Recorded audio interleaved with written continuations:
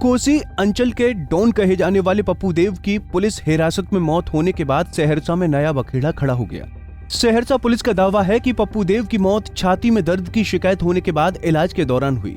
हालांकि पप्पू देव के dead body की जो तस्वीरें सामने आई हैं, उसमें उसके शरीर पर चोट के गहरे निशान साफ साफ देखे जा सकते हैं। पप्पू देव के समर्थकों का मानना है कि उनकी मौत पुलिस कस्टडी में बेरहमी से पिटाई के चलते हुई है।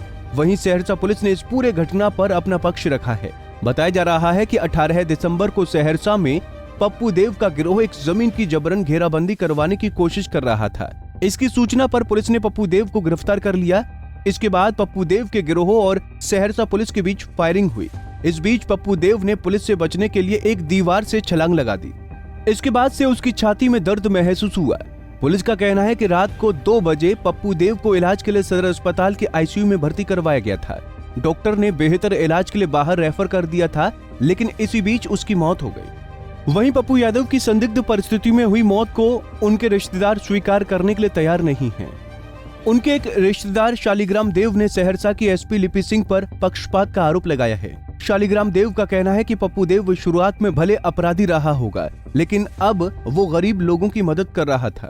पप्पू देव की शुरुआत की प्रवृत्ति अपराध से जुड़ा, और जब सारे केस से मुक्त होकर के वो घर पहुंचा तो गरीबों का सेवा करना शुरू किया। गरीब छात्रों को पढ़ने के लिए पैसा दिया, गरीब की बेटी की शादी में पैसा दिया, मंदिर का जीर्णोद्धार करवाया, गौरी शंकर स्थान बेहरा के मंदिर का जीर्णोद्धार कराया, देव ठाकुरबाड़ी पूरब के मंदिर का जीर्णोद्धार करवाया, अपने यहाँ कई धार्मिक अनुष्ठान करवाया। जब अपनी प्रवृत्ति छोड़ दिया तो पता नहीं है किसकी साजिश है। क्या साजिश के तहत उमेश ठाकुर के यहाँ न पुलिस डंडे से, बट से, इलेक्ट्रिक शॉक लगा करके निर्ममता से उसकी हत्या कर दिया। सहरसा पुलिस की मैं निंदा करता हूँ। मैं मांग करता हूँ इसकी न्यायिक जांच हो, इसकी न्यायिक जांच हो, सीबीआई से जांच हो। अगर नीतीश प्रसाद अपने को सुशासन के मुखिया समझते तो निश्चित तौर पर सबको शासन व्यवस्था के तहत न्याय मिलना चाहिए, और उनकी सोच है कि अंतिम व्यक्ति तक न्याय दूंगा। तो मैं मांग करता हूं उनसे, नीतीश कुमार से, कि आरसीपी की बेटी लिपि सिंह सहरसा में पुलिस अधीक्षिका और उसके नेतृत्व में ये घटना घटी। निशिकांत भारती डीएसपी ने ये घटना को अंजाम दिया। मैं सारी बात की निंदा करते हुए मैं मांग करता हूं कि आम लोगों को प्रशासन पर विश्वास हो सके,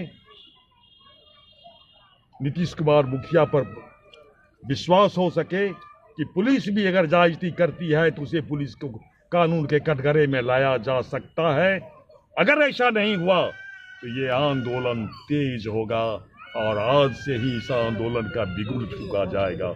90 के दशक में कोसी के इलाके में पप्पू देव के गिरोह का उदय हुआ था। पप्पू देव ने कोसी से निकलकर सीमांचल के इलाकों में भी अपहरण कर खूब पैसा कमाया। इसके अलावा मुजफ्फरपुर, खगड़िया और बेगूसराय में भी पप्पू देव ने अपने गिरोह का जाल फैलाया था।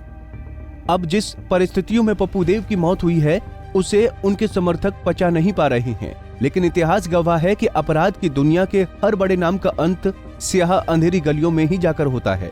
पंजाब केसरी टीवी के लिए सहरसा से रंजीत सिंह की रिपोर्ट।